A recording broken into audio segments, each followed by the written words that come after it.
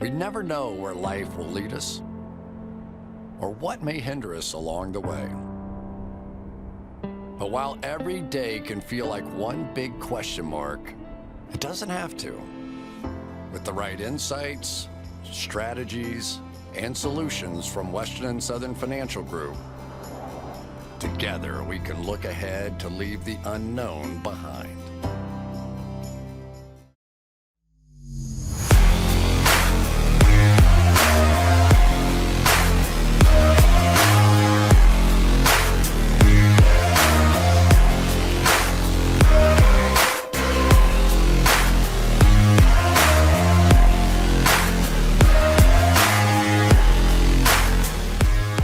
Where the hell should OBJ go? You know where I think. The Packers? Yeah. Is the Packers? My take is Packers or Chiefs, and why the hell are you considering any other team? Seattle, I get. Russell Wilson, also very talented, but he's coming off an injury. You could argue in the best, Aaron Rodgers and Patrick Mahomes are two of the top 3, top 4 quarterbacks in the NFL right now. Yeah. From a sort of life perspective, going back to New Orleans, where obviously he's from, played at LSU, I can see that. Like that's the only reason I can see New Orleans. And obviously they don't know Michael Thomas the rest of the year. He would get the touches there at least, or at least they would try to get him the touches. Maybe Trevor Siemian wouldn't be able to get it to him effectively, but they would at least try to scheme around him as a weapon there. Whereas he goes to the Chiefs, goes to the Packers, he's number 2. He is. Well, Chiefs probably number 3, but with the Packers, probably he's wants to be number 2. That might be his dream, but that's what he is. He's not I think that's a big factor in the decision is what's my showcase going to be like? Because obviously, as he said before, he's not happy if he's not contributing to wins. The interesting team to me is the Pats, because Pats obviously are bereft of talent at the wide receiver position. There's a report that Bill Belichick's pushing for this himself, wants Odell Beckham on the roster. Jacoby Myers, whatever, the number 1 right now, ain't stopping me from trying to get Odell. But Odell's skill set has always kind of been that outside wide receiver skill set. And that's not the one that's like, it feels very much like when Chad Johnson went to the Patriots, like from a skill set perspective. And then it just didn't mesh with that offense. So that would be, would he be the guy in the slot getting the majority of the targets? And obviously with Mac Jones and the routes he's targeted this year, another guy that may not fit what L does. So I obviously think the Packers for, homerish reasons, but I could see going elsewhere. Did we ever bring up? I think the bigger thing here is, though, he should go to the spot that's going to get him the best numbers. Like money right now for this rest of this season, whether it's if he's haggling between, apparently the Packers made him the minimum offer, haggling between that and a number, say $3 or $4 million for the rest of the year. That difference, whatever it is going to be made up on your next contract if you look good the rest of the year and play nice with wherever you go and do well in the playoffs, whatever, make big plays. That is going to be made up by the next contract you sign. So any haggling over money right now, to me, it should literally just, if I was Odell Beckham, it would literally just be which situation is going to showcase my skill sets the best. Yeah. Obviously playing with quarterback Zach or Aaron Rodgers or Patrick Mahomes would be where I would go. You can't be short-sighted in that. I know that Green Bay Packers offers the veteran minimum. There are other teams, likely the Saints, willing to offer more or whatever it is. But the Packers and the Chiefs, in my opinion, are the 2 teams that would showcase his talents the best, that are among the final teams listed and who he's mulling over. I still feel like Baltimore is the best landing spot for OBJ, but still, Packers, Chiefs, love it. Did we ever talk about, you brought up Chad Johnson, the Chad Johnson tweet exchange that I had? Oh, yes. No, we didn't talk about that. That was Chad fantastic. Johnson, I said Odell Beckham Jr.'s best landing spot's Baltimore. I tweeted it out shortly after all those news was coming down on Friday that he was going to get released. Chad Johnson, unprompted. I've never met him. We've never ran into him in Cincy or at the Combine or anything. Doesn't even follow me, and I don't follow him. Yeah. Sorry, Chad. But he quote tweets me. He says, "No, Austin." The name call is the funniest part. No, Austin. His best landing spot is Green Bay or Kansas City, wherever the hell he said. You don't remember what he said? Come on. And then I'm joking with you in the office, like, Mike, Chad Johnson just quote to me. And I was like, I'm going to say, like, I'm sorry, Chad. And I respond, I was like, I'm sorry, Chad. Then Chad Johnson quote tweets me again, and he says, "I'm sorry for interfering with your opinion. I fucking love you, Austin." So then I replied, "I fucking love you too, Chad." So we're best friends. And that's he's coming on the pod is basically the moral of that story. Yeah, too bad he just wasn't in town or anything. That would have been a golden opportunity. He was in town. So the next day, our PR manager, shout out David Solfaro, saw him at Starbucks and mentioned that, hey, that exchange you had with Austin was funny. I'm Dave from PFF. He's like, yeah, I love you guys. We got to get together sometime and do something. I was like, so Chad's a pro. Chad Ochocinco's a pro, friend of the show. The next thing on Catch and Early was Sam Darnold hurt. You made the joke that blew up on Twitter that he has an incomplete fracture, and you're like, can't even complete a fracture. I thought it was good. That's better than the Josh Allen stuff, but a lot of people made that joke. I was going to say, as soon as I made it, I was like, oh, shit, that's the very obvious. Like, it was a little too obvious. I couldn't believe it actually it's up to like 54,000 likes. Couldn't believe that. 54,000 likes? Yeah. It went like hot. I mean, it is funny. I mean, it's like. No, it is funny. I thought it was funny. Like, I thought it was funny. Kick a man while he's down, unfortunately, but it's still good. Never wish injury on a guy. But this to me, and I was texting my dad this, and he said, I texted my dad about the injury. And it's on his throwing shoulder, cracking the scapula. He said, you could play through it. It would be very painful. It to me felt like hey, we might have benched you anyways. This kind of is like a nice, convenient excuse to give you a little break. I love when we get your dad's medical analysis on the pod. Yeah. And he said it would be painful, but if it was like you're playing the Super Bowl next week, he's playing. You know, it was that kind of injury, he said. So that is unfortunate, but also, the dude needed a fucking break. He looked like shit for 4 straight weeks here. I think PJ Walker's going to come in and play better. Yeah, hard to play worse. Hard to play worse, right? Well, they scored 6 points last week. They gave up more points on offense than they scored.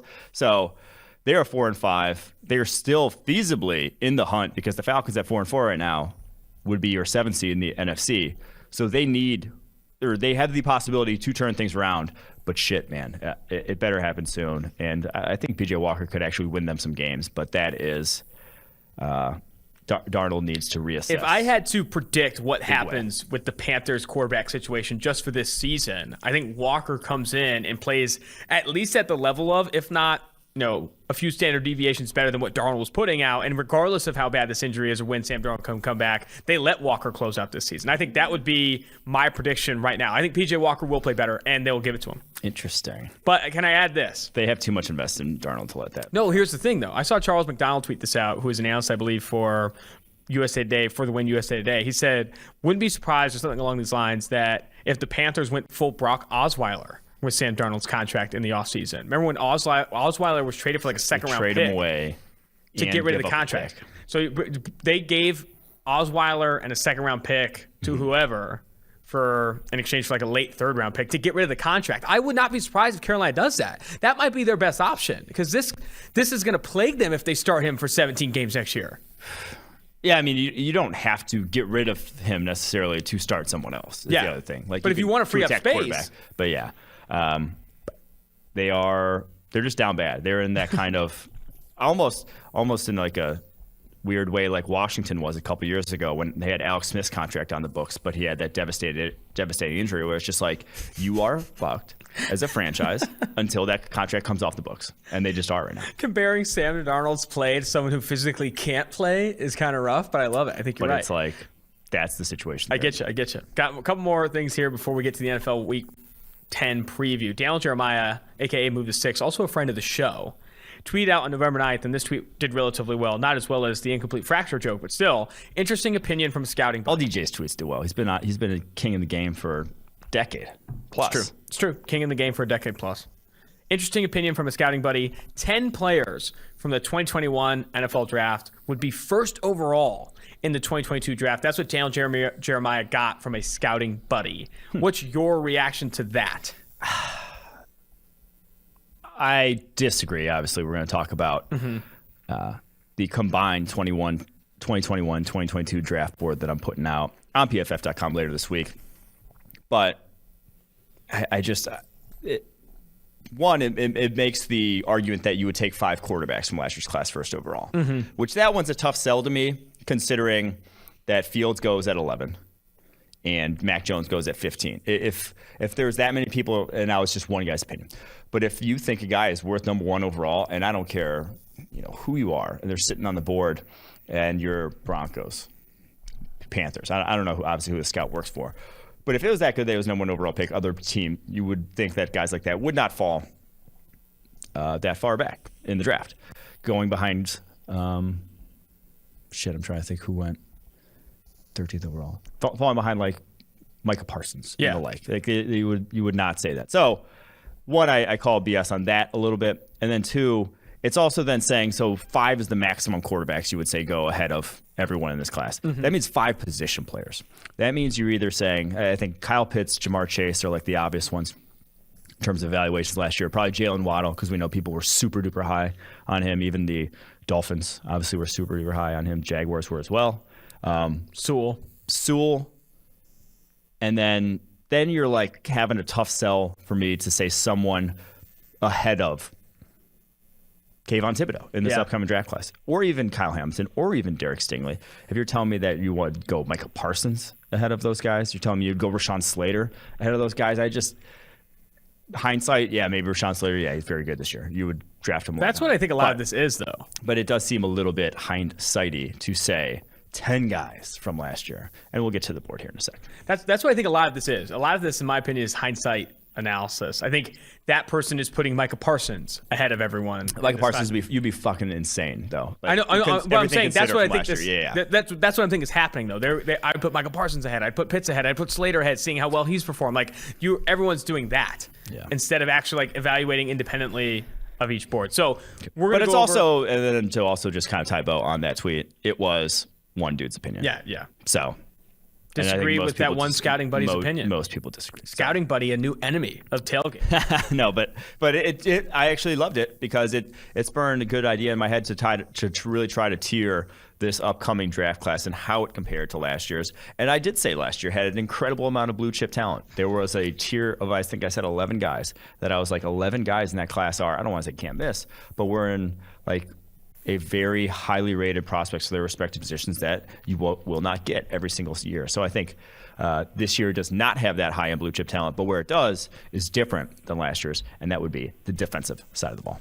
All right, let's get into this board that you crafted here that's going to be out in an article on PFF.com. You have 6 2021 NFL draft players going ahead of any 2022 player. They are Trevor Lawrence, Zach Wilson, Justin Fields, Penei Sewell, Kyle Pitts, and Jamar Chase in that order 1 through 6.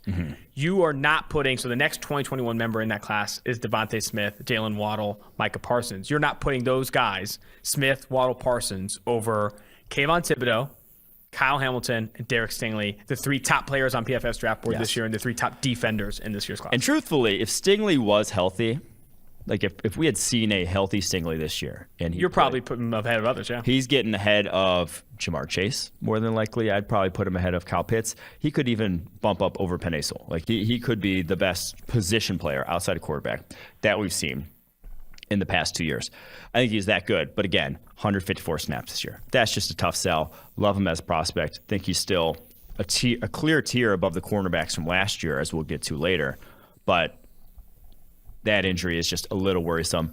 But Thibodeau, Hamilton, those are, studs at their respective position. Even though, actually, Brady Quinn was texting me yesterday after I tweeted about Kayvon Thibodeau. Brady Quinn's not on board. Really? KT train. No. Wow. Because he doesn't play for Notre Dame? Well, that's probably a big factor in it. But he said he doesn't use his hands well. And I don't disagree. He is not Chase Young coming out in terms of his polish. But the kind of athlete that he is the athlete that, Myles Garrett didn't use his hands particularly well coming out either. And it's just, you can't teach 6'5", 260 with bend the way those dudes got it. So I still feel good about Kayvon Thibodeau as a number 1 type of pick. I do think that looking at this, Kayvon Thibodeau, and then you have Kyle Hamilton, Derek Stingley. I think for Stingley, I thought it was an interesting conversation when we had Seth on this podcast saying, who would be the best defensive, college football player this year? Like, who's the best defender? And if Stingley was healthy, I think it would be him.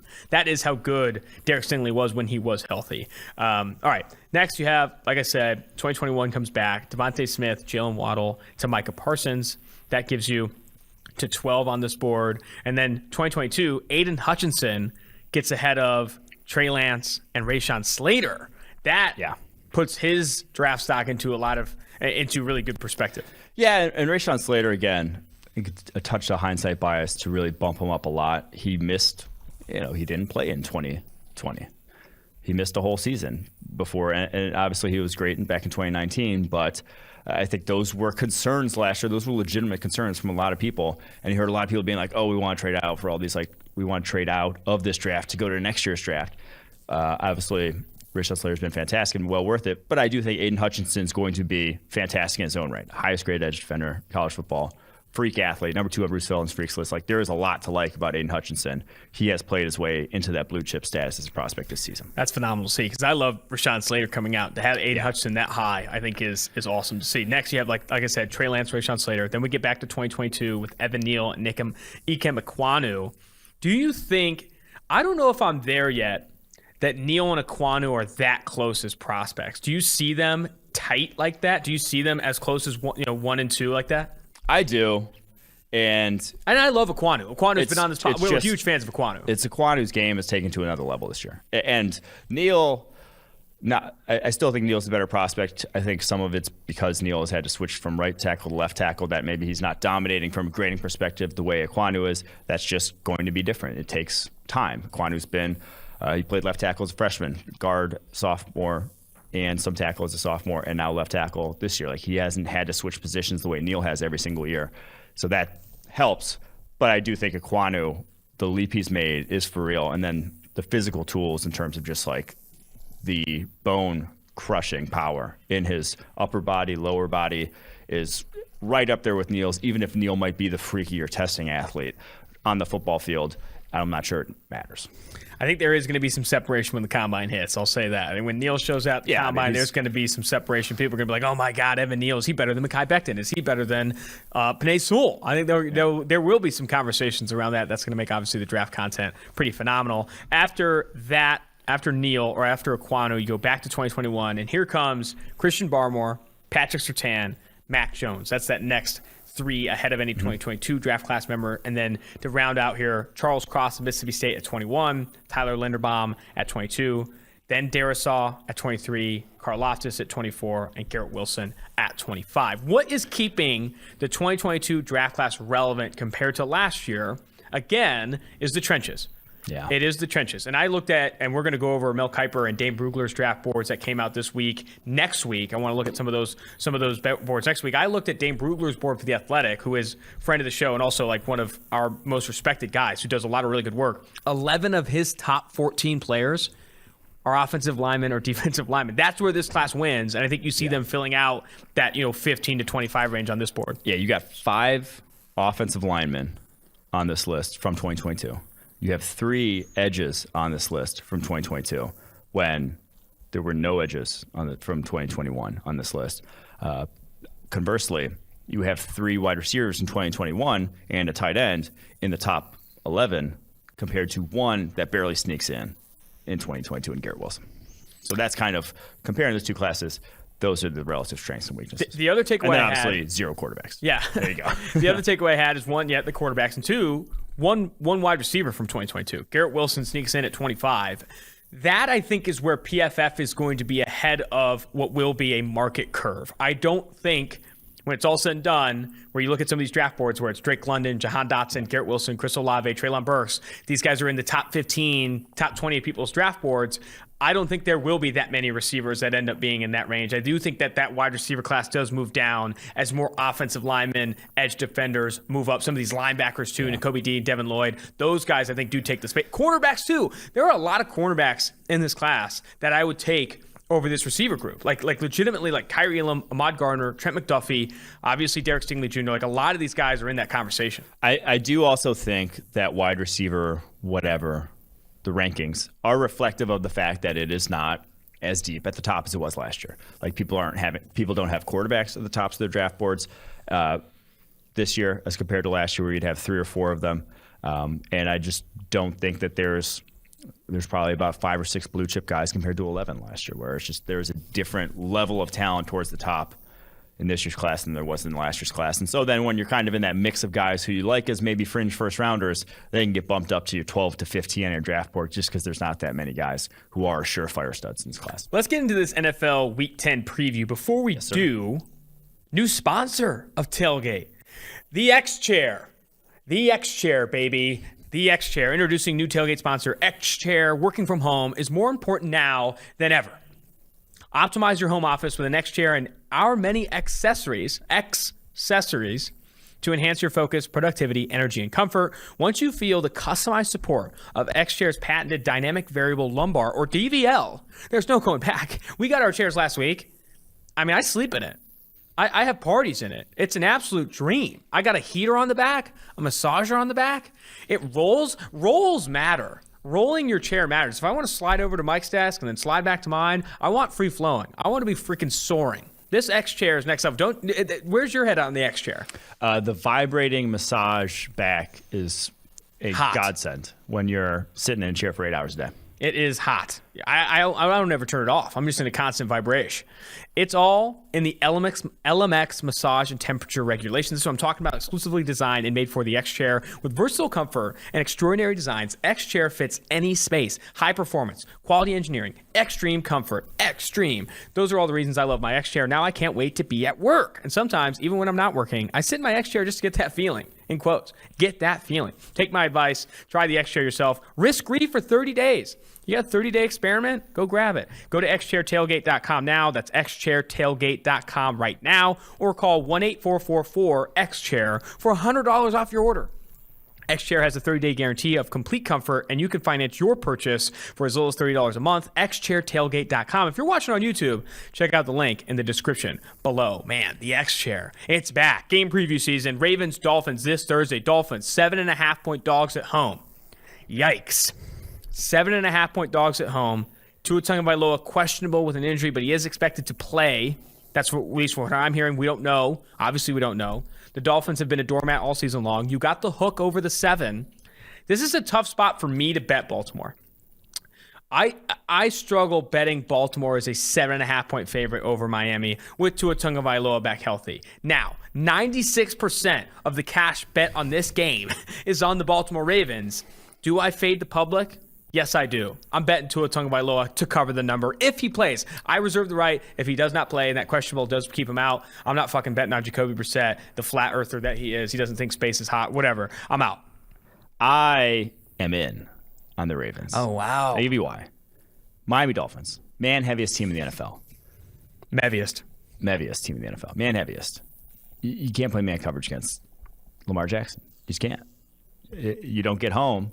That is a 40-yard run that you're giving up. So you're gonna have to. They're gonna be asked to do something defensively that they do not do, that they rarely do. And when have a defense that is so used to this, we'll say simplistic, but like having one job, and you all of a sudden have to switch it up on them, you're just not gonna be as good at it. So I am all in on the Ravens and their offense in this game, taking apart this Dolphins defense, and then it's like the other side of the ball.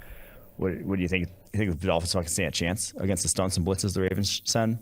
No, they don't. Give me the Ravens. Lamar's also getting his number retired this weekend too, so he can't go into. He can't go into Cardinal Stadium off of a bad performance. He's going to ball out. I think it's a distraction. He's thinking about Louisville. I like Dolphins plus 7.5. Let's get to Falcons-Cowboys. This number was at 8.5. It's now been stretched to 9. Falcons are 9-point dogs against Cowboys on the road, and I like the Falcons. 76% of the cash bet on this game has been on Dallas. Greenline, though, PFF Greenline, which is a betting dashboard you get in your Elite subscription, has a 1.6% edge on Falcons to cover the 9. Tyron Smith did not practice today. Michael Gallup still coming off the injured reserve. They expect him to come back, but we don't know. Dallas Cowboys are coming off a stinker. They look like butt cheeks against Denver Broncos. Is this a bounce back opportunity? Is this a get right game for Dallas? Sure, it is at home. But the Falcons are playing good football. And if Matt Ryan plays as good as he did last week, I'm all in on the Atlanta Falcons covering 9. I am as well. That's back-to-back dogs and for it's AG. more, I can't believe I'm saying this, but I think one guy can swing this line, and it's not the non-quarterback in my eyes. Tyron Smith. Tyron Smith plays. I feel good about the Cowboys covering. Tyron Smith doesn't play. I feel good about the Falcons covering. And go back to, what year was it? 2017, maybe? 2018? Tyron Smith doesn't play against the Falcons. And how am I so blanking on this? The guy who had 6 sacks in that game. It was the guy who Adrian Claiborne. Adrian Claiborne. 6 sacks in that game. That was how bad Terrence Steele looked last week at left tackle. And now they might reshuffle and put Lyle Collins at left tackle, Steele back to right tackle, which probably would be better considering Steele has been playing right tackle literally his entire career all throughout college. Lyle Collins, back to college, played left tackle. So might go a little bit better. But the fact of the matter is, Dak has not, over the course of his career, been the same quarterback when he hasn't had Tyron Smith. That sort of certainty he brings to the table on the blind side. So that's my pick. Then I like it. If Smith plays, Cowboys. If he doesn't play, Falcons. Love it. Love it. I wonder if that line shifts if he is announced as active. If it does get back to 8.5 or 8 or 7.5. I mean, it's a tackle. It's probably not, but yeah. Or no, it would be stretching out. It would be going like 9, 9.5, 10, whatever. But on to Saints-Titans. Now, this is one of the bets I like, and I hate betting the Titans a little bit. Obviously, no Derrick Henry, but they're at home, and they're only 3-point favorites over the Saints. Saints, no Alvin Kamara on practice today, no Teron Armstead, and no Chauncey Gardner-Johnson. Now, obviously, all those guys are questionable with injury. They could obviously play, but man, if they are without those guys, I could see this being a rough situation for the New Orleans Saints. And remind you, they're still starting Trevor Siemian. Like, what the hell is this? The Tennessee Titans are at home. Are you telling me on a neutral field that the Saints and Titans are equal? Absolutely not. This is objectively a better defense, objectively a better offense, or not better defense, sorry, objectively a better offense. I'm all in on Tennessee covering this 3. I am as well. And like you said there, it is still Trevor Siemian, and you're going to Tennessee. You know, like that. I feel like I'm taking crazy pills. I am like too. You can only put lipstick on a pig so much, and this Tennessee I've team tried. has been exceptional. Like, it's been exceptional of late. They have been on a tear, and then even without Derrick Henry, yeah, and like the Titans defense, their stunts up front, the games they've run have been very successful. And if no Teron Armstead, if you are banged up a little bit up front, I like the Titans. On to Jaguars at Colts. This is a tough one for me, man, because there is part of me that wants to back Urban. And I've been fading Urban since the start. He's 3.5 against the spread, and I've been fading him accordingly.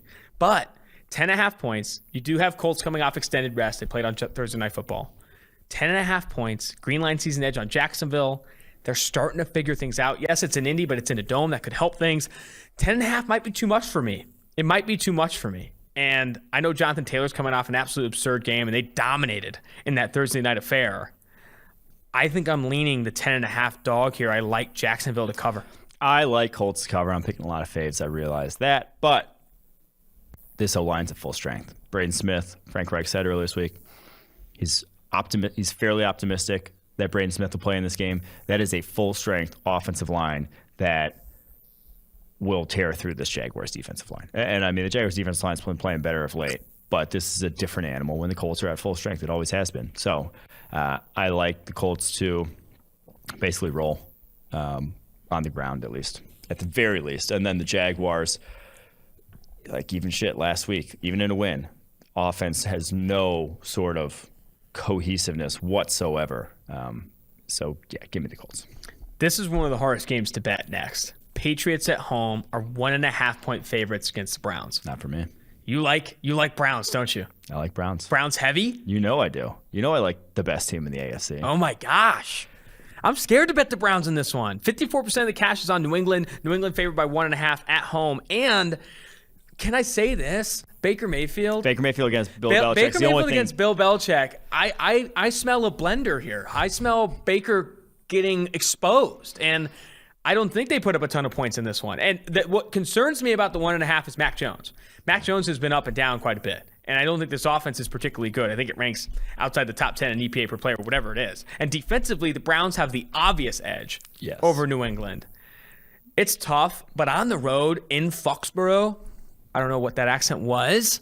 I'm betting Belichick against Baker. Belichick over Baker, and that's what gives me the edge. I think the Browns are a much more complete team.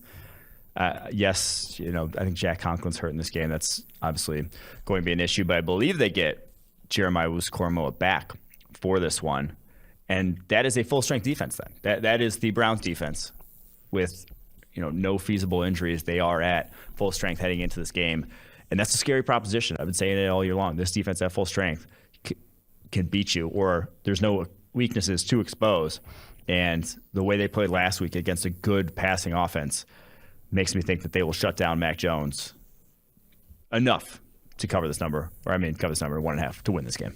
Before we get to Jets-Bills, and I've got kind of a hot pick for Jets-Bills, DraftKings. NFL fans hungry for a big win this week. DraftKings Sportsbook, an official sports betting partner of the NFL, has you covered. New customers can bet just $5 on any NFL team to win their game, and if they do, you win $200 in free bets. If Sportsbook isn't available in your state yet, DraftKings won't leave you empty-handed. Everyone can play for huge cash prizes all season long with DraftKings Daily Fantasy Sports Contest. DraftKings is giving all new customers a free shot at millions of dollars in total prizes with their first deposit. Download the DraftKings Sportsbook app now. Use promo code PFF. Bet just $5 on any NFL team to win their game and win $200 in free bets. If they win, you win with promo code PFF this week at DraftKings Sportsbook, an official sports betting partner of the NFL. Must be 21 years or older, New Jersey, Indiana, or Pennsylvania only. New customers only. Minimum $5 deposit, $1 wager required. One per customer. Restrictions apply. See DraftKings.com/sportsbook for details. Gambling problem? Call 1-800-GAMBLER.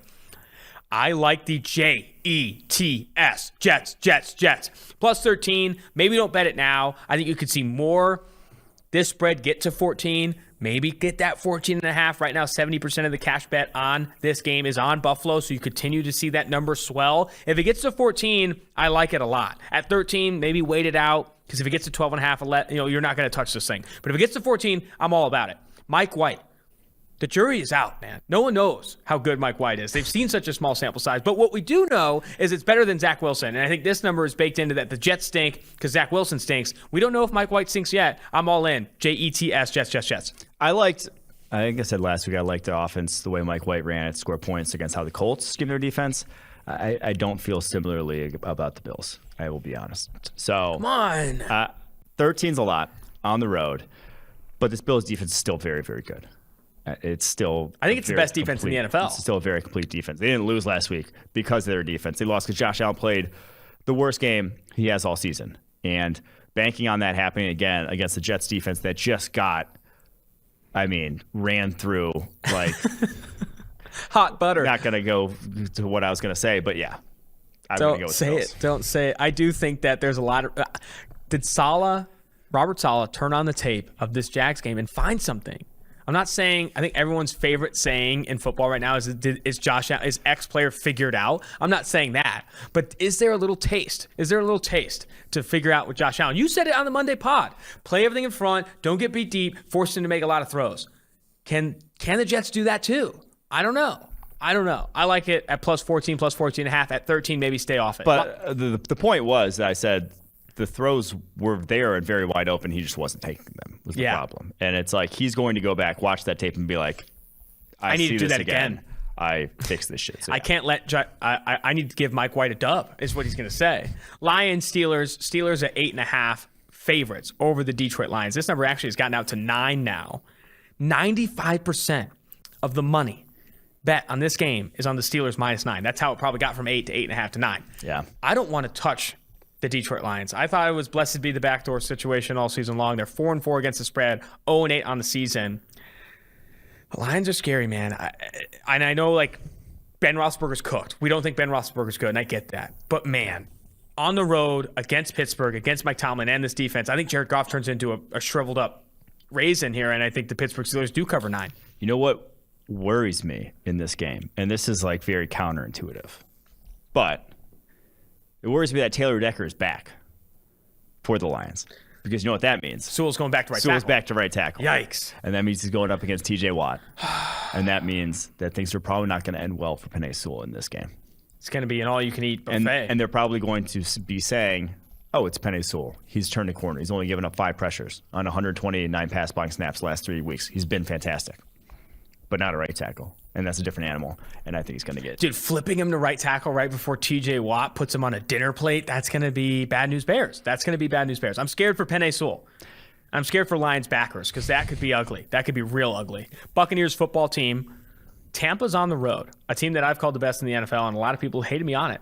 They're 9.5-point favorites over the football team on the road. That is a lot. That is a lot. Taylor Heineke, I don't know if I can back him even at home against Tampa Bay. Tampa Bay, too, coming off a bye against the hapless football team. Heineke and the hapless football team. I think 9.5 is not enough. I'm taking them. Yeah, like Heineke played well last year when there was kind of nothing to lose in the playoffs. You know, they kept that game close to cover what this number was ultimately. I think this is a different mindset, though, or he's in a different headspace now where he is downward spiraling. The confidence that he maybe played in this or the looseness that he played with in that game is nowhere to be found at this moment in time. I like the Bucs. 9.5 feels even low for this game for me because this football team, like the defensively, where they thrive, interior pressure from the fact that they go 4 across. Well, guess what? The Bucs go 5 across the offensive line as well as anyone in the NFL. They can block them up without help, and I think that ultimately means Bucs big. A lot of big spreads this week. I know. Ravens-Dolphins 7.5, Falcons-Cowboys 8.5, Jaguars-Colts 10.5. You have the Lions-Steelers at 8.5, Bills-Jets 13, Bucs football team 9.5, and now Panthers-Cards. Last big spread of the preview here. Cards at home are 10.5-point favorites over PJ Walker. I say no. This is the juice that the Carolina Panthers need. Robbie Anderson needs this. Robbie Anderson is screaming at Sam Darnold to throw an accurate pass. Robbie, DJ Moore, Christian McCaffrey, all cook, PJ Walker. And if I had to pick up any of those big spreads for an upset, I wouldn't pick the Panthers, but I do think that they cover the 10.5. I like Panthers cover 10.5 here too. That's a massive spread, and I think at least PJ Walker won't go in the tank the way Darnold did. He can give you some offense just with his legs at the very least. And Kyler Murray coming off an injury, DeAndre Hopkins coming off an injury. You got the injuries on the Cardinals side that this, and I think the Cardinals defensively at least matches up well with just the team speed they have at every single level. Whether it's their edge rushers who can track down Kyler Murray on those option runs, Brian Burns, Hassan Reddick, those guys can play with Kyler Murray in space. Linebacker group, Shaq Thompson, who can go sideline, and then obviously secondary, Jeremy Chin and the like. I'm not saying to win, but I do like 10.5 to at least cover because again, the Panthers are a good football team. They were dog shit at quarterback, but the rest of this team is a good football team. The other thing, too, is today DeAndre Hopkins and Kyler Murray did not participate in practice. Now, coming off an injury like that, you're probably not expecting him to practice many Wednesdays, even for the rest of the regular season. However, you have to bake into this line a little bit some of that, hey, they might not play or they might not be at full strength. And we've seen Kyler Murray not at full strength. Kyler Murray not at full strength is a lot of the reason why the Cardinals faded down the last half of last season. Now, can Colt McCoy overcome that? I don't know. I like Panthers 10.5. Vikings-Chargers. Chargers are 3-point favorites over the Vikings at home, and they were 1-point dogs to the Eagles on the road last week. I don't get that. I like the Vikings a lot. In this one. How are we all in on the Chargers against objectively a better football team in Minnesota? Yes, it's at home, but 3-point favorites over the Vikings at home. When we couldn't even feel all that confident in them covering a half-point line against the Eagles on the road last week. The Vikings are the worst football team in the NFL. The Vikings, I think, can go into L.A., not just cover the 3, but also upset the Chargers. That's how good they've played this year. And the Chargers they've been playing ups and downs. This offense, a lot of people talk about Joe Lombardi neutering. I just did this for neutering, a little neutering for Justin Herbert. I don't know. Vikings +3, give it to me. I think you almost have to, I like Chargers in this. Okay. Because I think you have to cake in the fact that. Cake in? Bacon. Cake in? Either way.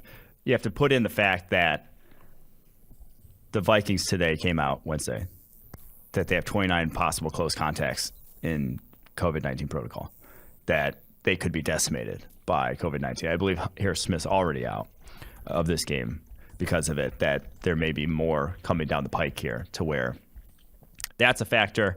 And then I just think the Chargers are a much better football team, much more complete football team, and the Vikings are kind of down bad right now. Yeah. Just from a Are you down? From again, back to that mindset perspective, things are going south to where they've lose so many close football games and so many bad losses that at some point you break and you can't continue to say, we got the guys in here to get it done. At some point, that's not enough. Eagles-Broncos. Broncos at home and finding new life after a nice little win over the Dallas Cowboys. Teddy Bridgewater looking good coming off a birthday. I like them. It's 2.5. It's a 2.5-point line right now. I like Denver. Only 2.5-point favorites over the Eagles. Only 2.5-point favorites over the Eagles. I like them a lot. Their defense is playing phenomenal. You saw that against Dallas. And then you look at the Eagles side. Darius Slay questionable with a hamstring. Miles Sanders still on the injured reserve. Brandon Graham on the injured reserve. Brandon Brooks on the injured reserve. I like this Broncos team a lot. And yeah, they have been up and down, but this past week, I think this gives them new life. I think Teddy B leads them to a dub and over 3 points. I agree as well. And it's because he has his full complement of wide receivers back. With Jerry Jeudy back, I think Jeudy fits his skill set and the routes he likes to run just a touch better than Courtland Sutton. But when they're both out there on the football field, it's just a much more efficient offense. And I think you sort of lose a lot of those like third and longs. Like he stays on schedule a lot better. Teddy B moves that offense a lot better. So, yeah, I just like the Broncos and their defenses. I mean, what they did to the Cowboys last week was incredible. So I still think they have the secondary to shut down the Eagles offense. Russell Wilson is back, and he's a 3.5-point dog on the road against your guy, Aaron Rodgers and the Green Bay Packers. Green Line, PFF's betting dashboard in your Elite subscription, really likes the Seahawks in this one with Russell Wilson back. Before you comment on the spread, what's your opinion of the fucking hype video for Russell Wilson coming back? I don't understand it. I don't understand why it had to be that big of a deal. I'll be honest. honest. Back from a finger injury. I refuse to even watch it because everything he puts out just makes me cringe. I can't do it. I can't do it. I was a little upset about it. It's like I am not the kind of guy who seeks out cringy stuff. And also, so just like such like I mean, you compare his social media. It's a good exercise comparing his social media to Tom Brady's. Right? Tom Brady puts a lot of effort into his shit, but Tom Brady, not for a second do you think is cringy. Like his is like high effort, high production value. It still finds ways to not feel inapproachable. You know what I mean? Like Russell Wilson's like, this is like celebrity status shit. I don't even know. I mean, did you see a snapshot of his gym? It has his brand. It has his logo on every plate in his gym, in his own gym. Yeah. I mean, it comes down to authenticity. True. With Tom Brady, you feel as if this is who he's always been. With Russell Wilson, it's like a character that he's playing. He's playing the superstar quarterback, and he's not actually always been the superstar quarterback. I can feel Quinn has something to say. Do you think he do you think he's doing this on do you think he's self-aware enough to know, yes, this is very cringy, and he is leaning into it because he just knows that this is his brand? The guy that because I'm almost getting to that point, and I'm with you. Like I am not a Russell Wilson fan, but I almost think he is like leaning into it at this point because it is so bad. When he did the fake huddle shit before Sunday Night Football, like that's when you knew. Like it's too far. I knew long before that. It's just he's oblivious to. I mean, he probably sees the reaction and it's just like, those are haters, man. You know, sad state of affairs that is. It's just that some guys. Anyway, on to the spread. Do you like Seahawks plus 3.5, or are you in on your Green Bay Packers? I'm in on the Green Bay Packers. Rodgers back. Rodgers also pissed, and more likely than not, ready to prove a fucking point. That he has COVID. Did have COVID. That he's going up against the Seahawks secondary. That's the Seahawks secondary. Let's be real. Like he's cooked them the last couple of times he's faced them. So yeah, give me the Packers in this one. Don't love 3.5. Would like 3 a lot better if it's moving that way. But yeah, still give me the Packers. Especially if they sign OBJ. What's better for the ensuing McAfee show from a content perspective? Him getting blown out at home and like COVID affecting his play, or him coming back and on this revenge tour of like domination?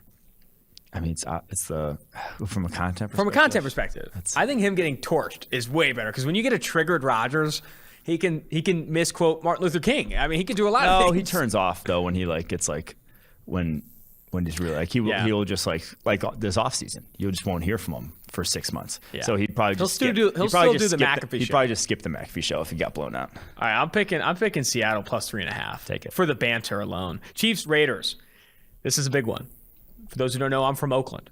Raiders look okay, then they take a dump in New York in the Meadowlands against Giants. They're 2.5-point dogs at home in Vegas in the Death Star with Deshaun Jackson practicing. I think I still like the Chiefs. Like Chiefs are only a 2.5-point favorite. I don't think I've ever seen it under 3 against the Raiders in my life since the Patrick Mahomes era, at least. Mm-hmm.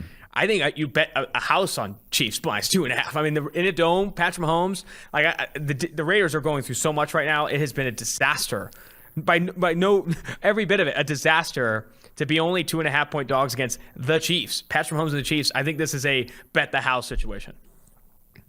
Yeah, I don't love the Raiders here. I'll be honest. I would like to. I do think the Chiefs' offense is somewhat broken. I don't think they are going to. Like everyone wanted to say, was that throw to Tyreek Hill? Is that the confidence booster that Patrick Mahomes needs? I think there are some things that the NFL has caught up on. And I wrote about it earlier this week that like NFL defenses are approaching the Chiefs in a way that they have not before. And yeah, the Chiefs will find answers, but I think it's a way that really is going to kind of stop the Chiefs offense from being that juggernaut that just is like damn near indefensible, that just can come back in the blink of an eye, because everyone's stopping, doing everything that they can to sell out against big plays. And at some point, Patrick Mahomes will stop looking for those, and will just take his checkdowns. But one of the craziest stats I found in that article was that Patrick Mahomes has the most dropbacks in the NFL this year by like 40. It is like 40 more dropbacks than anyone else in the NFL. I don't have the exact number in front of me. He is 22nd in yards gained on checkdowns. He's just not going to it. He just has no interest in ever checking the ball down. That is a good stat. Like, he had the most dropbacks in the NFL. He could do it all day long, but he refuses to give up on plays. And it's not even giving up on plays. That's what you should be doing. And so I don't foresee it really flipping anytime soon. But at the same time, it's like the Raiders are down bad as well offensively. Down horrendous. This one, yeah, I will lean Chiefs in this one, but I don't love either one, to be honest. Green Line sees a massive edge on the Chiefs. Massive. And it's always been a big Patrick Mahomes supporter. I think part of that is because noted Eric Eager, Chiefs fan, is behind the numbers. I'm just kidding. It's not why. But regardless, Rams-Niners to close out the NFL preview slate. This is Monday Night Football in San Francisco. I can't believe this line. Rams are only 4-point favorites over the Niners. The Niners are a bad football team. Objectively a bad football team. 2-6 against the spread this year, 3-5 on the season, with not a lot of hope coming. This is another bet the house situation. You got two primetime bet the house. Situation. I think I'm all in on Rams here. And they get Von Miller back this week. Like, Von Miller's playing this week. That's, I don't know, man. Like, that's I don't see the 49ers scoring that many points. 5% of Jimmy Garoppolo's passes this season have been turnover-worthy plays. He has objectively been awful. More than 60% of his passing yards have come after the catch. He is completely dependent on Deebo Samuel and others making plays. This is the defense that they have. I don't know, man. I don't see this helmet. I do not think the Rams take a blunder here. If they win by just 3, I'd be really surprised. I was going to say, this line to me, if you would have told me at the beginning of the week, I would have thought 6.5, 7. 4 is just, it's very low for me. Yep. Prospect Primer, but before we do so, got to give a shout out to Western Southern, proud sponsor of the Tailgate Podcast. Whether it's financial success or football savvy, the right questions help set the stage for winning strategies. Western Southern is teaming up with PFF's very own Cris Collinsworth, the big man, to share insights that can help put you ahead on both your financial and fantasy scoreboards. Want to hear about Chris's old playing days or behind the scenes with Al on Sunday Night Football? How about a need to know for your financial future? Now you can ask about either or both, and every football or financial question you ask earns you a chance to win a catered party for February's big game. Check out the Cris Collinsworth podcast and Western Southern's Instagram for answers to the best questions each week. Submit your questions at westernsouthern.com.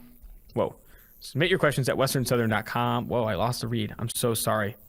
Westerns.com/askchris. One more time, that is westernsouthern.com/askchris. If you're watching on YouTube, check out the link in the description below. Remember, with Western Southern, you can rest assured on game day.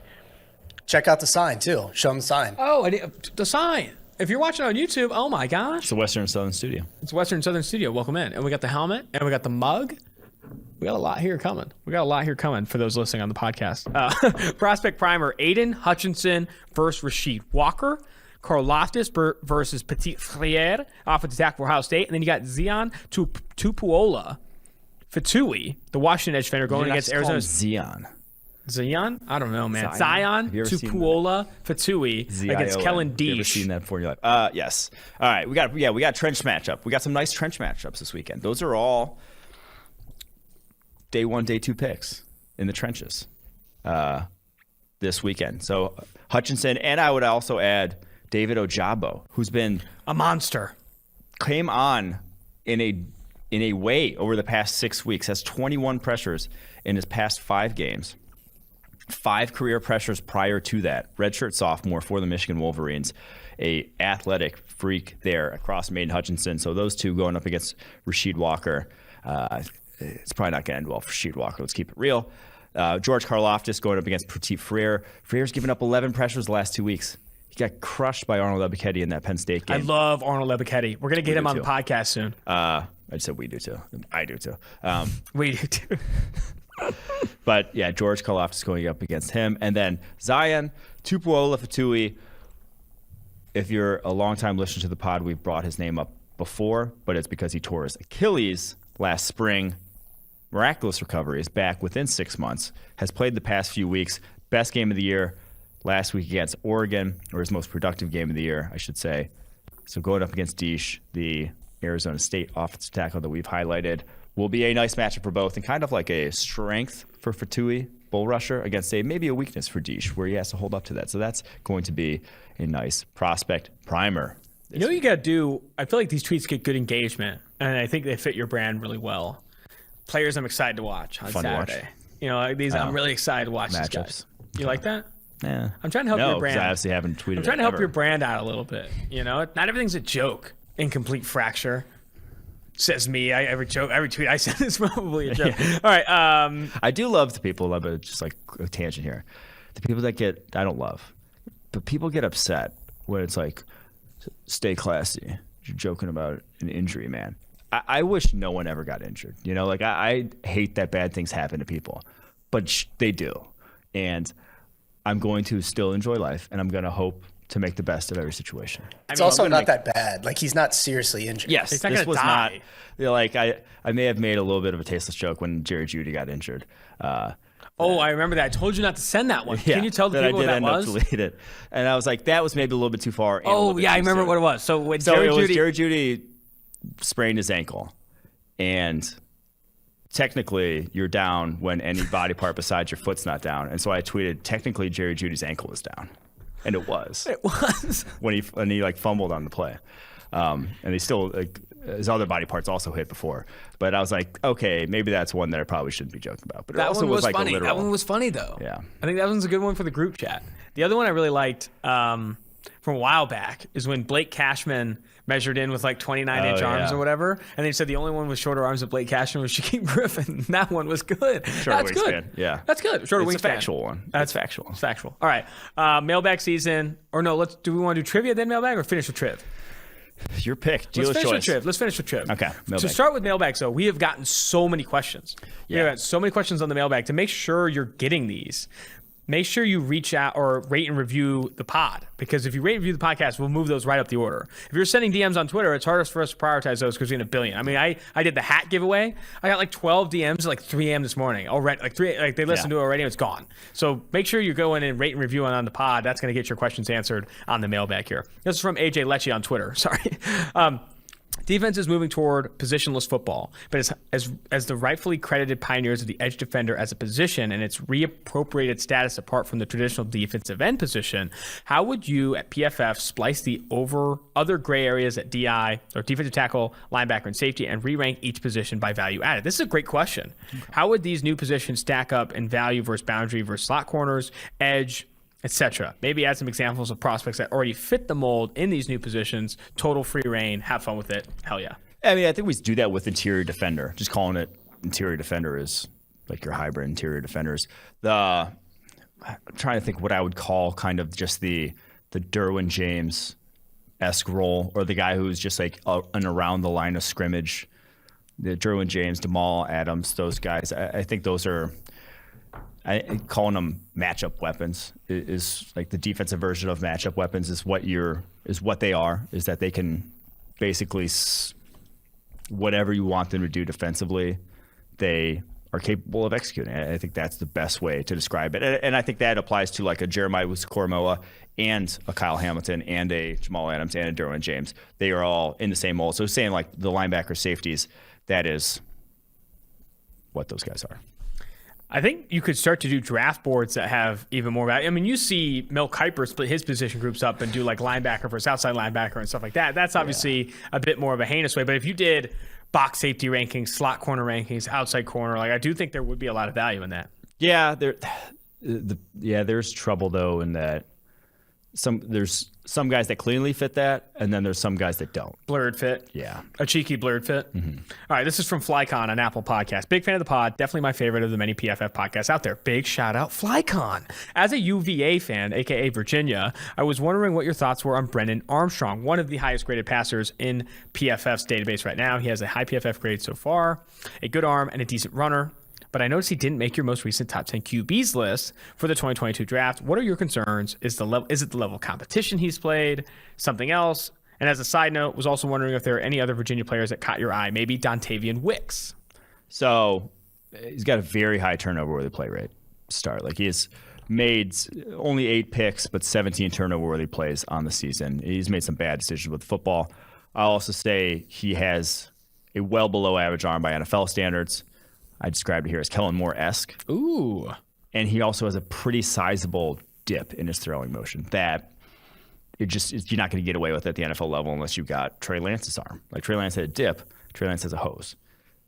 I think he has a bigger dip than Trey Lance, and he's got doesn't have a hose. So that's a bad combination. That I would be surprised if he comes out and doesn't try to work. He comes out this year and instead tries to come back in 2022 and work on getting rid of that, because that's just a no-go. It's like it was Tebow-esque dip. There you go. Dip and hose versus dip and no hose. There you go. It's a big distinction. No, it's a big huge. distinction. It's I always huge. say. It's and then the other guys, Noah Taylor, the linebacker. I believe that's his name. 6'5", 235. Kind of an off-ball edge hybrid. I believe we talked about him when Eric Galko was on the show, and that he'll kind of set the edge there, and he'll also play in coverage. And that's kind of a similar role-wise to maybe like a Dante Hightower. Now, Dante Hightower's got 30 pounds on him and has the size to set the edge at the NFL level, but there are some interesting traits there that is worth a flyer on day 3, in my opinion. That's kind of all he is at this point, though, because he's still not particularly he's 56.8 coverage grade this year. That's not been his strength. Got to move quickly here. We're running press on time. Eric Durr on Twitter. Hey, guys, love the podcast and have a fun question. Imagine if Dwayne "The Rock" Johnson were to buy the NFL and reset the league so that every single player becomes draft eligible for a fantasy-style draft, but rather than just skill players, it's every player. Every player keeps their current contract as well. In what round of 52 rounds do you, as a franchise, take your first running back, and who should be the first running back off the board? I feel like we get asked this question a lot. Like, everything's reset. How are you drafting it? But I like it from a running back angle. I love that The Rock bought it too. I like that Dwayne "The Rock" Johnson awesome. bought, which I stand by. I mean, I get on a lot of soapboxes here. Dwayne "The Rock" Johnson, looking at the camera, is not a good actor. Okay? Oh, no. He's not a good actor. People are like, he's one of the more successful actors. He's got paid for this. He was a tooth fairy, for God's sakes. He's entertaining. Entertaining. Okay, there's He's a an difference entertainer. between acting and being entertaining. There's a difference. You know, there's a ton of entertaining stars online. Okay, I know that ones you watch fondly. There's a difference between being entertaining and talented as an actor, okay? Can't just say entertaining. It's like catch-all for everything. Oh, the Marvel movies aren't that good. Well, they're entertaining. No shit. So it was like Transformers with Shia LaBeouf, okay? Was anyone in that successful? No. I'm sorry. I'm off of it. Maybe live a little. I'm off of it. I do live. Enjoy I do life, live. Austin. All right, your answer to the running back question. I would not take it before, so at every round, whatever. I would not take one before round 20-something. It's one of the last positions One of you're the last taking. positions you're going to take. Just because I think you can get good results. One, you get good results with multiple players, and it's not a position you're going to rely on. The guy I'd probably go first, considering contracts, probably Jonathan Taylor, because he has elite breakaway speed. He's kind of like a poor man's Derrick Henry, that he can hit big plays for a bigger back.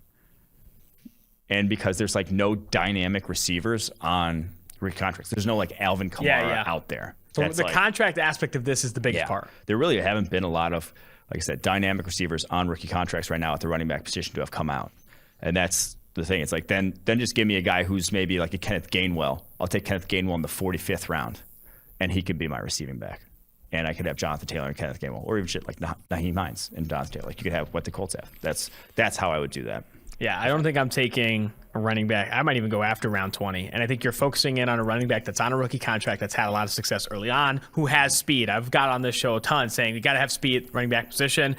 Only Nick Chubb and Derrick Henry have more forced missed tackles than Jonathan Taylor over the past 2 years, only more yards after contact. And obviously you have Henry and Chubb both on these second contracts that I'm not willing to pay. I'm not doing it. Yeah. This is from Jordan Short on Twitter. Do y'all have any insight on why Clemson is so cheeks this year? Seems like they have the pieces but can't do the simple things they used to.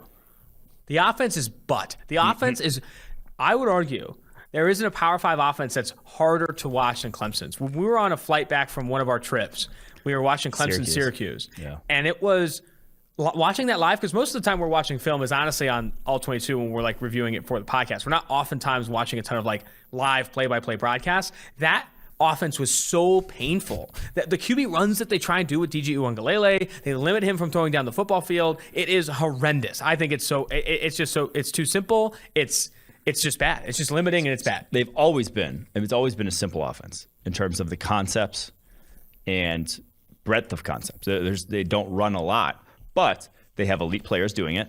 And when you have simplistic concepts, you do them very well. And so elite players who have been drilled on these, doing it very well, that is why they have succeeded. They do not now have elite players running those, especially on the offensive line and especially at the quarterback position. And that is why when you're that simplistic, they don't get like free yards. That's not what Clemson's offense does. They don't beat you with scheme. They beat you with execution. And when you don't have the guys to execute, this is what it looks like. This is from Mom on Apple Podcasts. I have a theory on the Jets' offensive line. With the left side all set, the draft and free agency will fix the rest. Draft Evan Neal, top 5 for RT. Trade back from Seattle pick into top 12 to get Linderbaum. For right guard, get Brandon Scherf in free agency. Also, what should the Patriots do with their picks? I love this guy. I love Mom. I love this. I love that he's already got this all planned out. You had Evan Neal going to the Jets in your Would love Evan Neal. Now, the trade up back for Linderbaum, scary.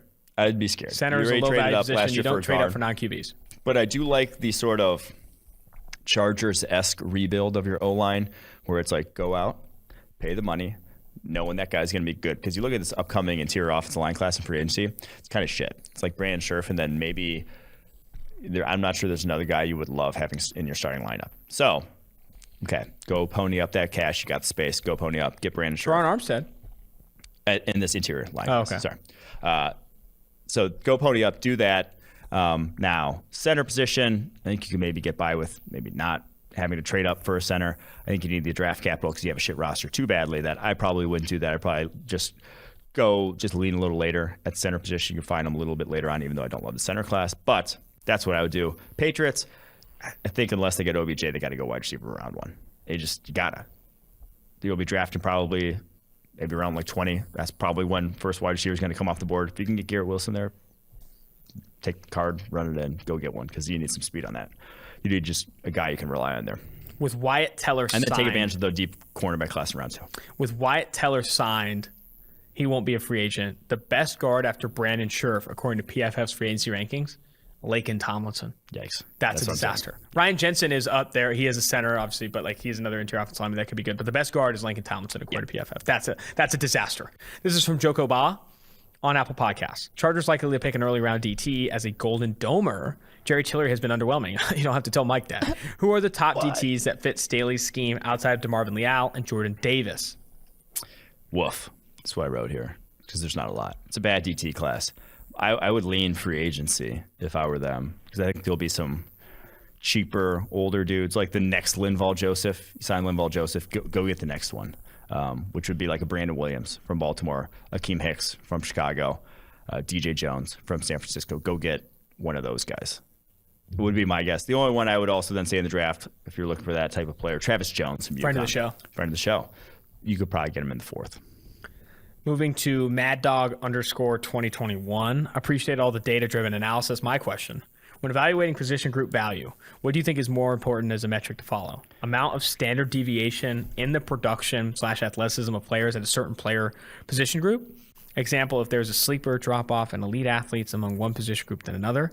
2, degree of independence/proactivity in a position group. Example, DNs are more independent and play proactive position where they are the aggressor than a corner who is reactive and more dependent on other players. Or 3, degree of cascading effects, drafting a new wide receiver 1, all the wide receivers on your roster down one slot so everyone benefits. Yeah, so this one's a complex one. If you're listening, this is from MadDog2021. He came with heat. Yeah, it's probably difficult, maybe a tad difficult to follow. But the way I would say it is the third one, which is cascading effects, is the most important one to me of these. In that when you have a guy that is that good, so you have a Jalen Ramsey, you can then scheme and play your defense in a way such that his impact is more on the game than everyone else's, and then it makes everyone else's life easier. You have Jamar Chase; he will make other guys' life easier. Tyreek Hill. So then that's one of these 3 concepts that's the most important in team building to me. And then it's the first one, which was the sort of I call it the tight end sort of team building theory of that. There are only like 4 tight ends that are difference makers, and then once that, there's no one. And so if you have a guy, if you can get a guy like the Kyle Pitts, I would probably go Kyle Pitts because compared to other positions where there maybe are a bunch of good offensive tackles, because there are only so many at that position, this positional scarcity aspect, that if you can get one of those guys, it is going to make a bigger impact compared to the average guy at that position. And then I think the degree of proactivity versus reactivity, I don't think that's that important, actually. I think you maybe can feel more confident that a defensive end is going to play at his level of play over the course of a 16-game season, week in and week out. But I do think that that's not that big of a deal. I think cornerback is still somewhat consistent if you measure it the right way. Yeah, there is a degree of, with that last point, that you can feel more confident in a certain evaluation or projection because some of the data, especially for aggressors like edge defenders, defensive tackles, that thing's better. But you go the opposite side, like he brought up the cornerback stuff where we had a lot of volatility with the data we track on corners. But offensive linemen, like there is a lot of stability there, even though they aren't necessarily always the aggressors. Like in pass protection, obviously you're the reactor. All right, this is from Todd. This is the last one. Then we'll do trivia, and then we'll get the hell out of here. This is from Todd Z Boy. What do you guys think about Florida State's Jermaine Johnson, who was on this podcast this week so far, and around where do you think he'll be drafted? I also want to talk about Jordan Davis and how much you think his age is going to affect his draft stock. Love the pod. Johnson, we've talked about a good amount on this. One of the biggest risers, obviously transferred last year from Georgia to Florida State to play, and has played a lot, 537 snaps already. Bendy dude, explosive dude, still not quite like dominant, and he's a senior, where I guess probably redshirt junior would be technically. I think you could make money, though, going to a Shrine Bowl, going to a Senior Bowl, performing well at one of those two. Right now, he's probably a day 2 guy. Jordan Davis, the age thing, I mean, he's a senior. If you do, this might be spurred by the fact that if you Google Jordan Davis, there is a page out there that says he's 26 years old. I believe that's not accurate. He was in the 2018 receiving class.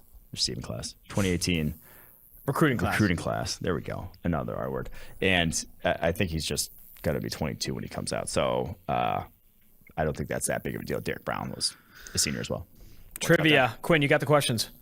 I do. We don't have as many as we had last week. That's fine. People suck. User submitted ones, which I mean, it's everybody needs a bye week. It's fine. But we do have 3. You guys ready? Yeah. Let's hit it. All right. Number 1 on Saturday, Tailgate is headed to Knoxville to see number 1 Georgia take on Tennessee. The Volunteers have had 3 first-round picks since 2013. Name them. Derek Barnett. Derek Barnett is the one I thought of, but now I'm struggling. I was going to say Dobbs, but Dobbs wasn't a first-round pick. This is terrible. 3 first-round picks since 2013. I want to say there's a receiver in that mix. There is. Sort of a receiver. Cordero Patterson. Yeah, there you go. I gave that away. That was good. One more. Your best running back in the NFL. Yeah. God, why am I so bad at this? Trenches. Defensive. I don't know. You want to take one last stab? I'll figure it out. Oh my! Hurry up. We'll get it. O-line, D-line. O-line. 2014. Oh God. Okay, that's why. I have no idea. Offensive line. 2014 offensive line. Oh, I know. It's the tackle for the Dolphins, Juwan Johnson. Yep, Juwan James. Juwan James. Nice. I didn't know he went to Tennessee. There you go. Number 2. This is the first year the Bulldogs are number 1 since 2008. In the 2009 draft, they had 2 first-round picks. Who are they? Ooh, 2009. That was a while. Is that AJ Green?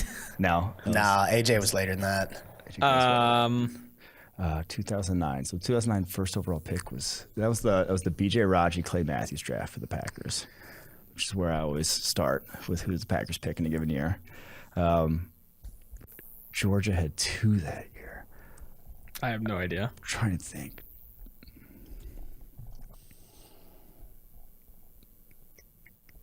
Oh man, I can't even think of a Georgia player right now. Stafford. Oh, yeah. Nice. God damn. Did they have? Can we get a position? Yeah, let's see the position. The one that doesn't matter. Oh, it's back. No Sean Moreno. No Sean Moreno. No Sean Moreno, yep. All right, last one. Name the Heisman Trophy winner who wasn't, let me start that over. Name the last Heisman Trophy winner that was not a first-round pick. Wow. I think I know, or I think I have a guess. Who? Is it Derrick Henry? It was Derrick Henry. Oh, Yeah. there it is. There it is. It's good. Yeah. Second round pick. That's There we it. go. That's all we got.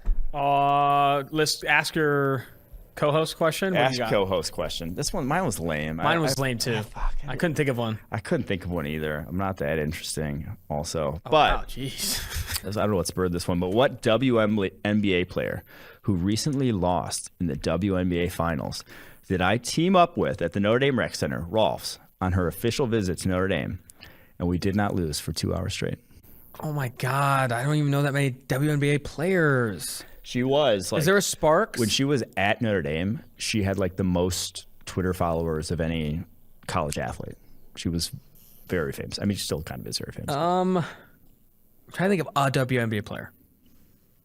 I know the Oregon girl, Laskew, or whatever. INSQ. INSQ, but Apparently, you didn't know the order. I don't know. Who was it?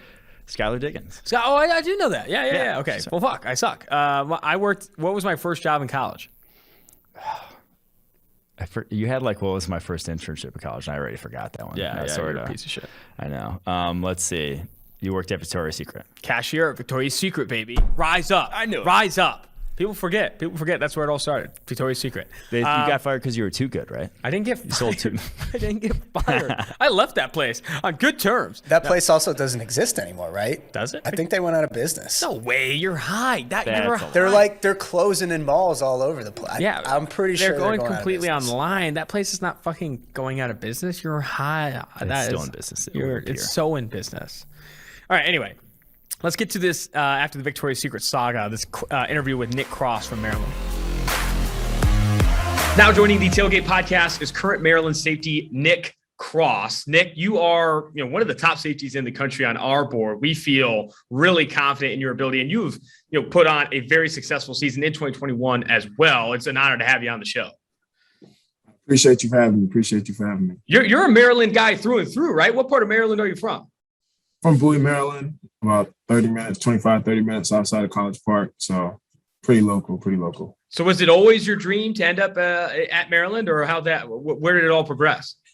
I've always been a Terps fan growing up and everything. When I started getting recruited by bigger schools and everything, I kind of was leaning to other schools, down south and trying to go somewhere, outside of state, trying to get, away and then be able to enjoy my, college experience. Due to some events and everything, I wasn't able to do that. And, Maryland was there sticking with me through and through. Coach Locks, the whole coaching staff, still pressed and wanted me to come, be a part of the program and be a part of the change. And, at the end of the day, I decided to come here and put my trust in Coach Locks and the coaching staff. And, it's where we're at right now. Yeah, I want to talk a little bit more about that. I know you're a former four-star from Maryland and made the decision to go to Maryland. What other schools were you considering? And obviously you made that commitment to Maryland. Who were some of the biggest influences on that decision? Was it family, coaching staff, et cetera? I was, like you said, I was a four-star, had offers from, Alabama, Florida State, Georgia. Those are kind of the last, Penn State. Those are kind of the last schools that, came down to. Slowly was just eliminating schools from the process, depending on how I felt when I visited or, how I could see myself going there.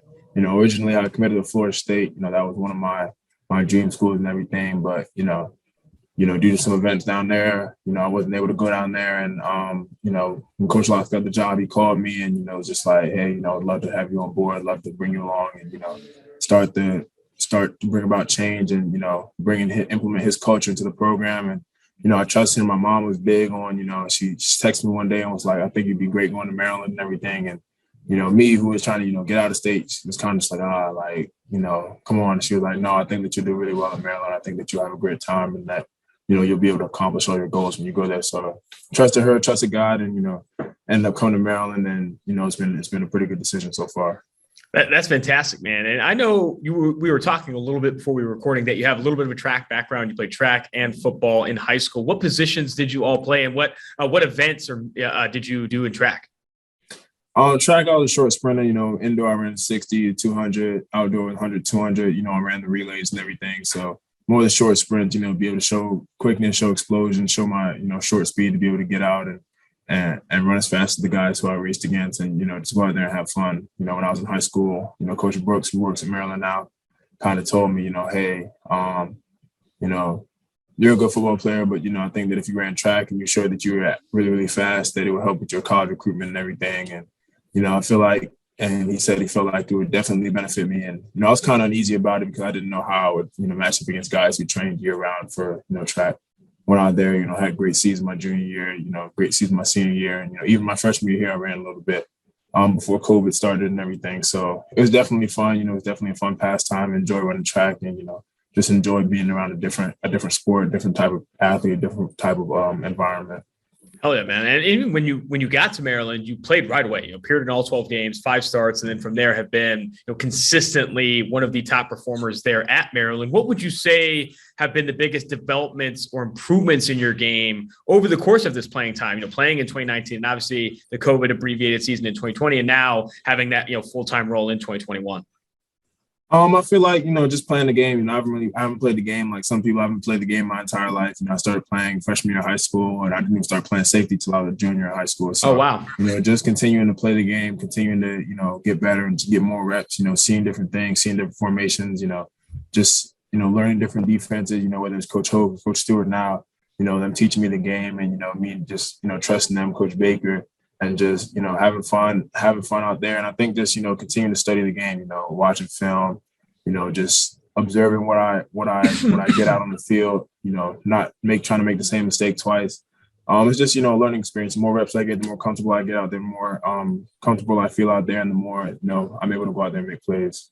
Obviously, that on-field experience, those on-field reps, I think you have now over 1,300 defensive snaps in your career is such a big part of that. But also, it's the practice reps and the hours spent in the film room. How would you say your preparation has improved or preparation has changed over the course of your career? What exactly does that game week look like for you now compared to your freshman year, and when you're turning on the tape, what you're looking for from a tendencies perspective? I guess speak to all of the changes that have happened there. When I first started, watching film, even when I was back in high school watching film, it was kind of like, one of my old high school coaches, Coach Josh Wilson, was telling me, he's like, are you really watching film or are you watching TV? Like, I was kind of just out there, I was just watching, like, I'll just be watching, watching what they do and everything. It wasn't really registering what was, going on. But, the more tape I watched, the more, instead of just, watching games, I watch cut-ups, I watch, this is what they run in 3x1, this is when they run out of 2x2, 11 personnel, 12 personnel, first, second down, third down, red zone, all those different areas of the field. So that, and I just keep watching them so that, when I see the practice, when they run the plays of practice, I can sit there and like, okay, they're in this, 2 and 3 are tight. One is a little spread out, here's what the combination is going to happen. Or, tight end's a little far back, alert split zone or alert something like that. So it's just things like that that are able to, trigger things in my mind. The more you watch it, the more you're able to visualize it, the more, you put the certain calls that you're going to run that Saturday, against those runs and everything. You can see yourself making plays that, when they throw the ball, oh yeah, I can break on this, or no, I can't break on this, or I can sit on this and, try to rob this. So it's definitely, now it's, just making sure that, I'm watching and trying to observe tendencies, observing, okay, when this player is at this position, he runs this, or when he's at that position, he's running this, or, okay, it's third down, this is their go-to third down route, just things that you do so you don't have to, you do read your keys and everything, but at the same time, you have a feel for what's going to happen. So, you're not just playing out there like a robot. You have a feel for the game. You have a feel for what's going to happen and what's going on. It helps you make more plays.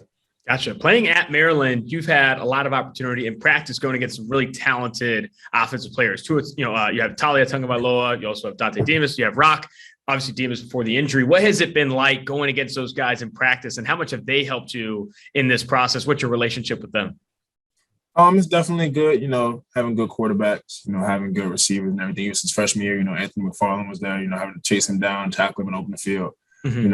Javon Lee, guys like that, Jake Funk, and Demas, Jay Sean, the whole receiver room. It's definitely fun to be able to go out there and learn from them. They've noticed certain things that I do. And, when I sit there and I'm play them enough, you learn certain things that they do, whether it's, how they getting out of their breaks, how they run their routes, quarterback, what his reads are, what he's looking at, if you're looking at me, as a safety, where I rotate, looking at the corner, if he pressed or bail, or is he bailing, things like that, just be able to get a general feel for the game. So when you go out there, it's like, okay, this is what our quarterback reads, this is what most quarterbacks are going to read. So, if they see this, this is where they're going to go with the ball. And, it just helps, get a better feel, and then I can help my teammates, okay, like, well, if you do this, then he's going to do this, or if you do this, he's going to do that. So it's just things like that help get a better feel for the game. Playing in the Big Ten too, you've had experience against opponents with a ton of talented receivers. Well, even just this season, the two guys there, three guys at Ohio State: Jackson Smith-Njigba, Garrett Wilson, Chris Olave, and even this past week against Jahan Dotson, one of the top receivers in the country. What are some of the things you've learned from going against top level competition? And who are some of those names that coming out of those games you felt gave you the most opportunity to learn and some of the biggest challenges that you've had? It's definitely given a lot, watching them on tape is not, the same as, actually playing them in person. You can't tell the speed, the quickness, ability to get in and out of routes, route savviness and everything. So definitely learned a lot from all. And, Garrett, I played against him. Chris Olave is my freshman year, Jahan Dotson, played against him my sophomore year and junior year and everything. So, it's always been fun to, go against top talent, learning where I'm at as a player from skill perspective, technique perspective, and just, you have to bring your A game every time you go out there, playing against kids you're gonna play against on Sundays and everything. And, it's definitely a lot of fun. You got to go out there, bring your A game. You got to study so that know their tendencies and everything. And, just go out there, and at the end of the day, you're going to win some, you're going to lose some, and you just got to keep learning. It's never really a loss. You just learn from your experience. Okay, you get beat on the route. Okay, you can't do this, you can't do that. When you're playing against top level talent, but it's always fun to, go against the best, just continue to get better. Because at the end of the day, every rep you get, game or practice rep, you're continuing to get better, you're continuing to sharpen your craft. And at the end of the day, you're going to be better for it. Absolutely. That's awesome here. We can close with this one. What are your personal and also what do you feel your team goals are as you close out this season? Got a wild slate to close out the year with Michigan State and Michigan, two top 10 teams in the country, and then Rutgers to close things out. What are your plans? What are your goals or the accomplishments you want to have under your belt when all is said and done after these last few games? Just continue to, play at a high level, continue to, make tackles, make plays, help my teammates, put them in position to make plays, continue to study my opponent, like I do from, the previous weeks and everything, and just, go out there and enjoy the game, enjoy the last couple of games of the season. As a team, our goal is still ahead of us, reaching bowl eligibility, just finish out the season strong. So I feel like all the goals are still ahead of us. We just got to keep playing hard, execute, make sure we don't beat ourselves, and I think we'll be good. All right, man. Well, this was fantastic. I really appreciate you jumping on, and I wish you the best of luck moving forward. I appreciate it. Thank you. That's going to do it for today's episode. An absolutely loaded episode. Make sure you rate, review, and subscribe to the podcast. And when you do, ask a question to get in the mailbag episodes. Until next time, Austin Gayle, Mike Renner, and the producers, Mike Quinn, David Sofaro, Max Chadwick, and Stone Rochelle, tailgate.